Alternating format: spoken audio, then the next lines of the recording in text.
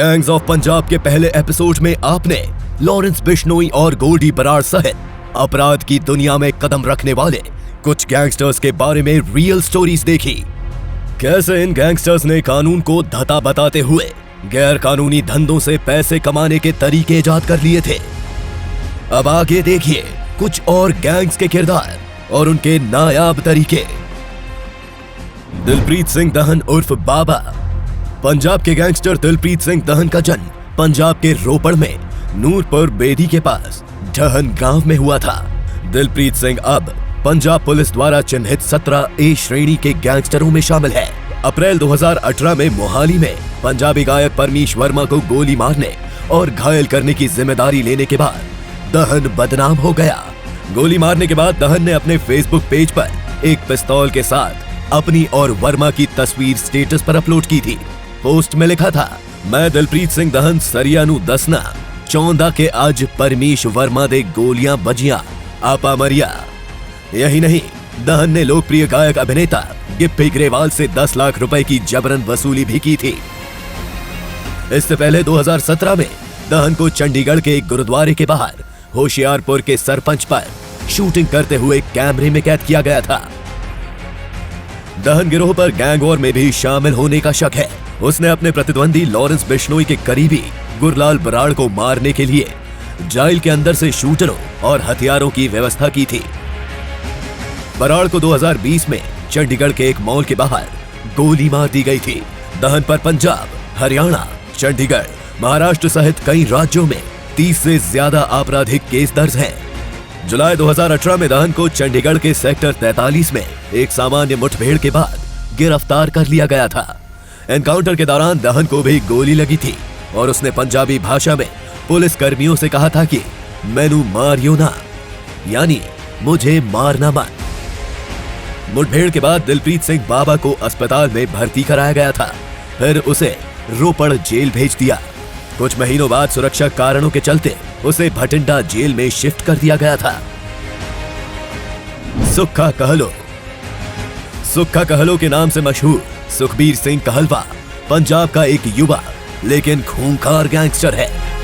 वो खुद को शार्प शूटर बताता था और बंदूकों के साथ पोज देना पसंद करता था। हत्या से लेकर डकैती तक कहलो पर पंजाब, हरियाणा, पश्चिम बंगाल और राजस्थान में लगभग 40 मामले दर्ज थे। उसकी मौत के बाद भी अपना कारोबार जारी रखने वाला उसका गिरोह आज पंजाब के दोआबा और माझा में सबसे ज्यादा सक्रिय है। 1987 में जन्मा कहलो पंजाब के कपूरथला का रहने वाला था। वो अक्सर स्कूल में हिंसक गतिविधियों में पकड़ा जाता था। अंततः उसने पढ़ाई छोड़ दी और बंदूक उठा ली। 17 वर्षीय सुक्खा का झगड़ा हुआ था, जिसके कारण उसके खिलाफ पुलिस में मामला दर्ज किया गया था। क्राइम रिकॉर्ड की वजह से उसका पासपोर्ट आवेदन रद्द हो गया। सुक्खा ने 21 साल की उम्र में शादी कर ली और अपनी पत्नी के साथ ऑस्ट्रेलिया चला गया। चूंकि वो बेरोजगार था, इसलिए वो ज्यादा दिन वहां नहीं टिक पाया और भारत लौट आया। भारत लौटने के बाद उसने अपराध की दुनिया को अपना लिया। जल्द ही सुक्खा कहलो सोशल मीडिया पर हजारों फॉलोअर्स के साथ एक कुख्यात गैंगस्टर बन गया। वो अक्सर दूसरों को पीटते हुए अपनी तस्वीर फेसबुक पेज पर डालता था। उसके बाद कई अपराधी प्रवृत्ति के लोग उससे जुड़ गए। सुक्खा कहलो गिरोह पंजाब में सबसे खूंखार गिरोहों में से एक बन गया। सुक्खा के कई फेसबुक अकाउंट थे जो नियमित रूप से हिंसक टिप्पणियां और बंदूक संस्कृति का महिमा मंडन करने वाली तस्वीरों से अपडेट रहते थे। 2013 में जेल से 2 वीडियो उसके फेसबुक फैन पेज सुक्खा कहलो शार्प शूटर पर वायरल हुए थे। 2012 में उसे नाभा जेल में कैद किया गया था, लेकिन अदालत ले जाते समय वो अपने दोस्तों की मदद से भागने में सफल रहा। जब वो जेल से बाहर आया तो उसकी जान जाते जाते बची। जेल से भागते समय उसकी मुलाकात उत्तर प्रदेश के यामीन नाम के एक गैंगस्टर से हुई।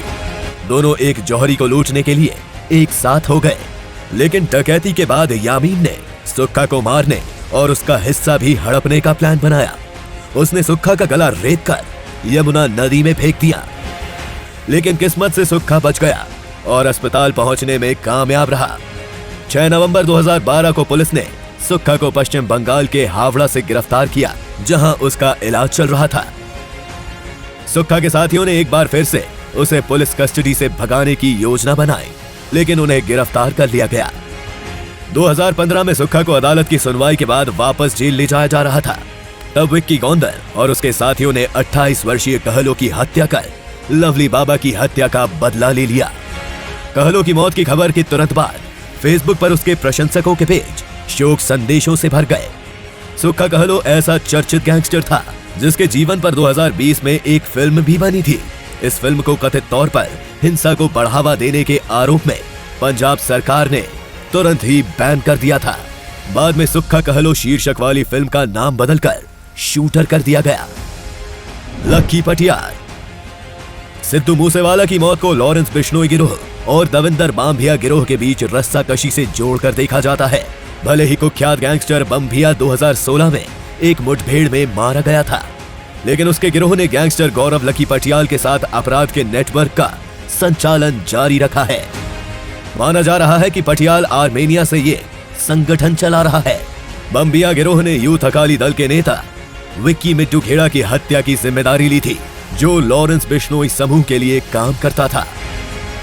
एक थ्योरी ये भी चल रही है कि मूसेवाला की हत्या विक्की मिट्टू खेड़ा की हत्या का बदला थी। ऐसा संदेह है कि मूसेवाला ने मिट्टू खेड़ा को मारने वालों को संरक्षण दिया था।